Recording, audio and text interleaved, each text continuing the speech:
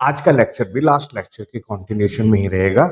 आज के लेक्चर में हम दो क्वेश्चंस को डिस्कस करने जा रहे हैं। फर्स्ट क्वेश्चन हमारे पास एक एलआर सर्किट है, सेकंड क्वेश्चन हमारे पास एक आरसी सर्किट है।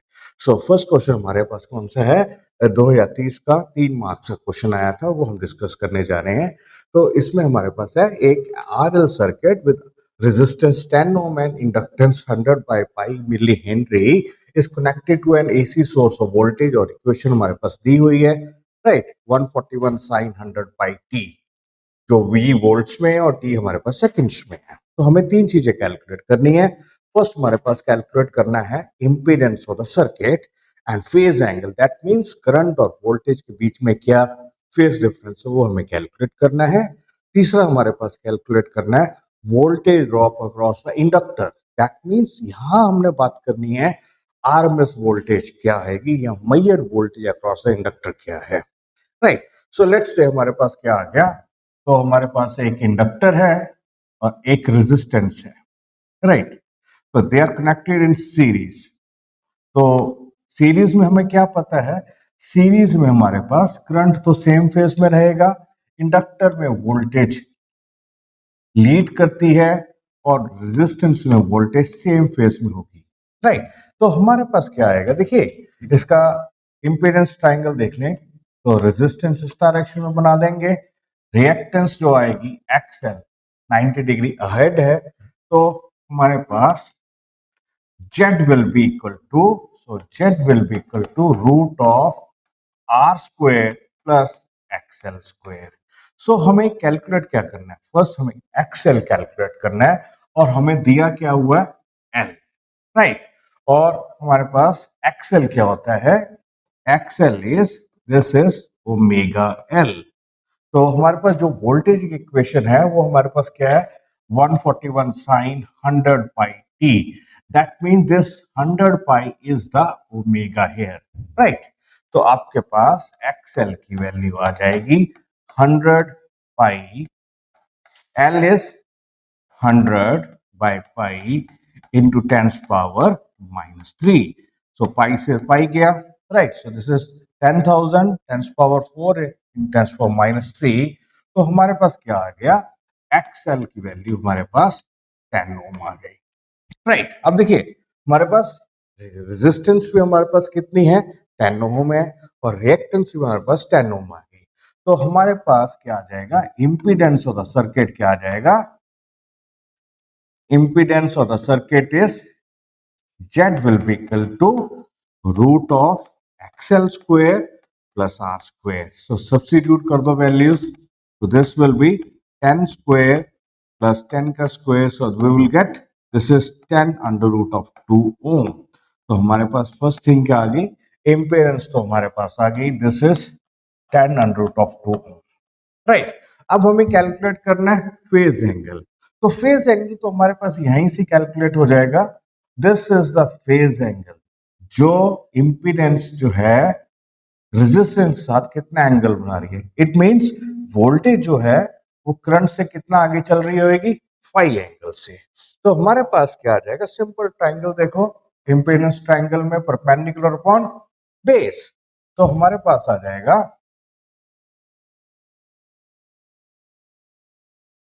तो हमारे पास आ जाएगा tangent phi is equal to XL by R.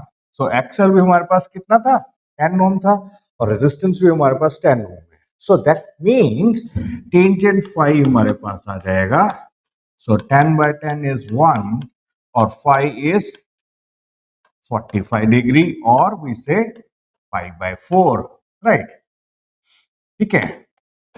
So we will say voltage leads the current, voltage leads the current by pi by 4, right। अब हमारे पास तीसरी चीज हमें क्या कैलकुलेट करनी है, what is the voltage drop across the inductor, so this is the RMS voltage। तो ये हमारे पास 141 क्या होता है, this is the peak value of voltage across the system।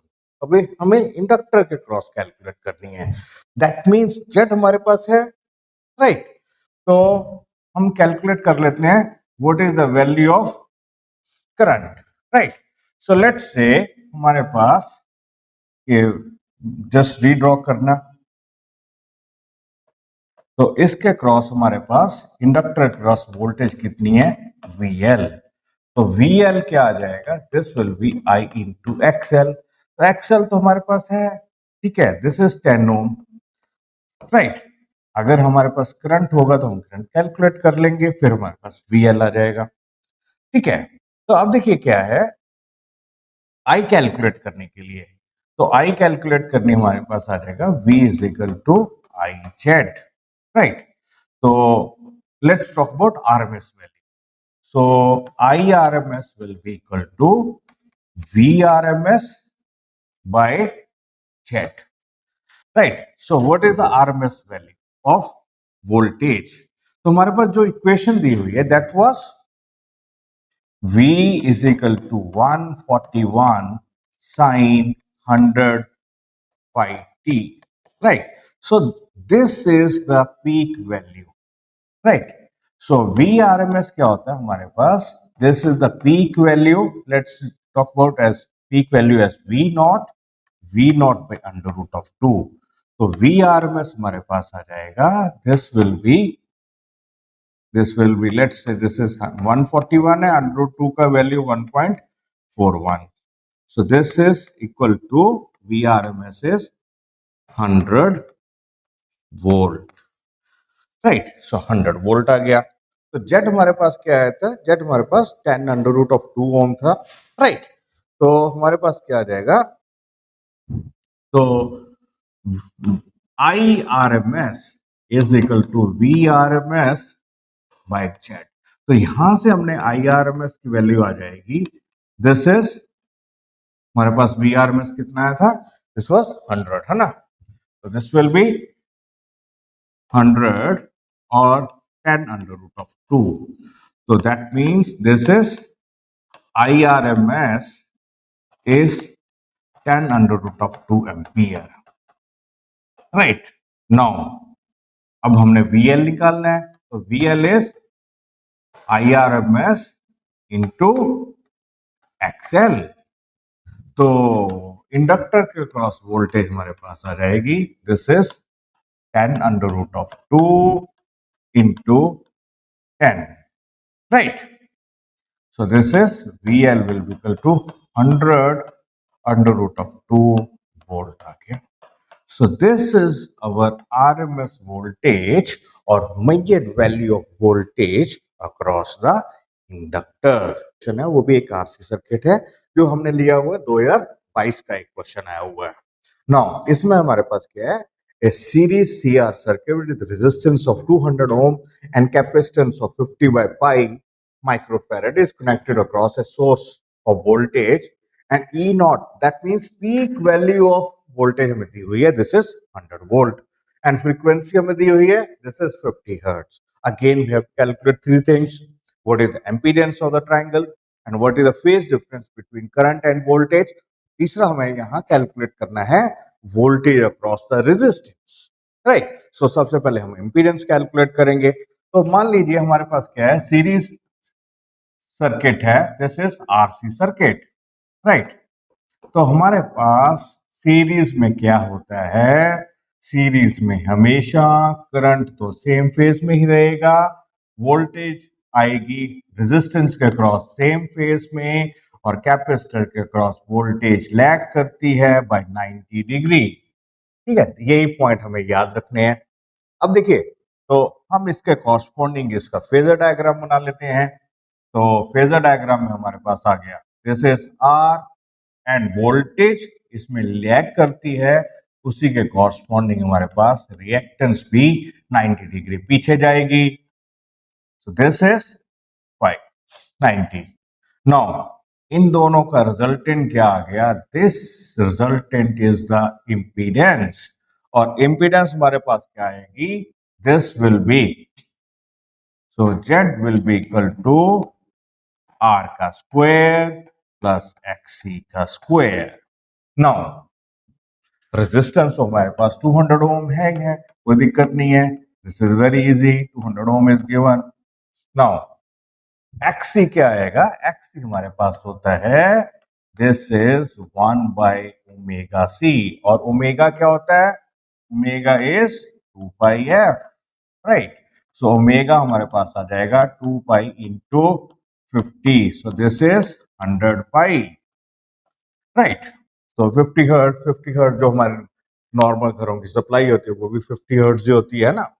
तो हमारे पास एक्स ही आ जाएगा, दिस विल बी 100π कैपेस sorry this is 100π into 50 divided by pi into 10 power minus 6. So pi से pi गया, this will be 10 power 6 ऊपर चला गया, नीचे हमारे पास 5000 आ गया, ठीक है, 5000. That means again this is 200 ohm, right? So this is 10 into 10 power divided by 5000. So this will be 200 ohm. तो XC भी हमारे पास 200 ओम ही है, तो हमारे पास इम्पीडेंस कितनी आ जाएगी? सो Z विल बी इसका स्क्वायर ऐड कर दो ना, that means this will be 200 का स्क्वायर प्लस 200 का square, that means Z will be 200 under root of 2 ohm. So this is our first answer, that is the impedance of the circuit. Again, अब देखिए हमारे पास क्या है कि यहाँ ये भी 200 ओम है और एक्स भी 200 ओम है, राइट? तो let's talk about phase angle. तो this is R and this is XC. तो ये हमारे पास फेज डिफरेंस आ गया. तो ये नीचे को है, दैट मींस 90 डिग्री पीछे है, लैग कर रहा है.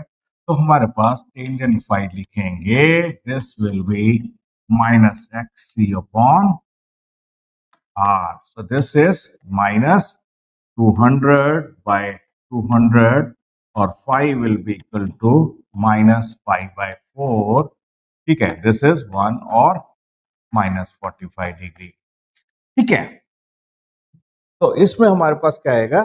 वोल्टेज जो है that lags behind the current, right, by pi by 4.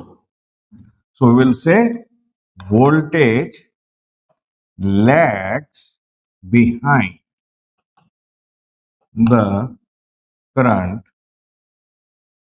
Bye pi by 4. अब देखिए अगर हम सीरीज एलसीआर सर्किट में देखते हैं ना, तो सीरीज एलसीआर सर्किट में हमारे पास होता है टेंजेंट फाई, हमारे पास होता है this is XL minus XC upon R. Now अगर हमारे पास आरसी सर्किट है तो फॉरगेट अबाउट दिस, इसको छोड़ दो. अगर हमारे पास देखो इसको छोड़ दिया तो हमारे पास क्या आ गया? Tangent phi is negative of XC by R, same चीज आ गई. अगर हमारे पास आरएल सर्किट है, कैपेसिटर नहीं है, तो दैट मींस एक्सएल टर्म को छोड़ देंगे, तो टेंजेंट फाई हमारे पास आ जाएगा एक्सएल बाय आर, जो हमने लास्ट क्वेश्चन में किया था. तो इसलिए जो हमारे पास सीरीज एलसीआर सर्किट है उसी में हम यूज कर सकते हैं. तो अगर आपके पास एलआर सर्किट है, कैपेसिटर नहीं है, एक्सेलेरेटर हमको छोड़ दो. अगर आपके पास आरसी सर्किट है तो उसमें आपके पास accelerator, reactance of inductor term को छोड़ सकते हो, तो सेम चीज बन जाएगी, राइट? तो हमारे पास सेकंड पार्ट भी आ गया कि वोल्टेज लैग कर रही है करंट से by 45 pi by 4, right? Now अब हमें कैलकुलेट करना है, देखिए अब हमें कैलकुलेट क्या करना है? Voltage across the resistance. That means we have to calculate, तो हमें फर्स्ट करंट कैलकुलेट करना पड़ेगा, करंट कितना है, ठीक है. तो ये पीक वैल्यू है जो हमने वोल्टेज मेजर करनी है resistance cross, that is the RMS value. तो that means RMS value of voltage क्या आएगी? 100 बाय अंडर रूट ऑफ 2, ठीक है. तो आपके पास आ जाएगा, तो we are will be equal to I into R. So let's say we are talking about IRMS. So VRMS should be equal to IRMS into Z, right? तो IRMS की value हमारे पास क्या आ जाएगी? VRMS by Z. तो हमारे पास Z क्या था, तो लास्ट में हमारे पास क्या था, Z was 200 under root of 2 ohm, right. तो हमारे पास आ गया IRMS is this is 100 by under root of 2, this is peak value upon under root 2, ठीक है। So VRMS is peak value by under root of 2 and Z हमारे पास था 200 into under root of 2। So that means आपके पास IRMS की value कितनी आ जाएगी, 100 by this is 200 into 2। That means this will be IRMS is 1/4 ampere, right. Now अब हमें कैलकुलेट करना है voltage across the resistance. Resistance हमारे पास 200 ओम दी हुई है, ठीक है। तो आपके पास VRMS कितना आ जाएगा, this is IRMS is 1/4 into this is 200 ohm, right. So this VRMS is 50 volt. Similarly हमारे पास अगर हमने this is VR, right? So this will be VR, voltage across the resistance. Now, अगर हमें पूछा जाता कैपेसिटर अक्रॉस वोल्टेज कितनी है, तो हम यही फॉर्मूला यूज कर लेते हैं, VC will be equal to I into XC, और XC भी हमारे पास सेम 200 ओम ही आया था, ठीक है। सो अगेन सेम करंट है और XC की वैल्यू भी आइडेंटिकल है, तो हमारे पास कैपेसिटर क्रॉस भी सेम वोल्टेज आ जाती है, RMS voltage, right. So this is how you have to do the questions. Always remember, stick to basics only, ठीक है। जो आपके पास फॉर्मूलास पड़े हैं उसको आप प्रैक्टिस करो, तो आपके पास क्वेश्चंस आराम से हो जाएंगे, राइट। थैंक यू बेटा।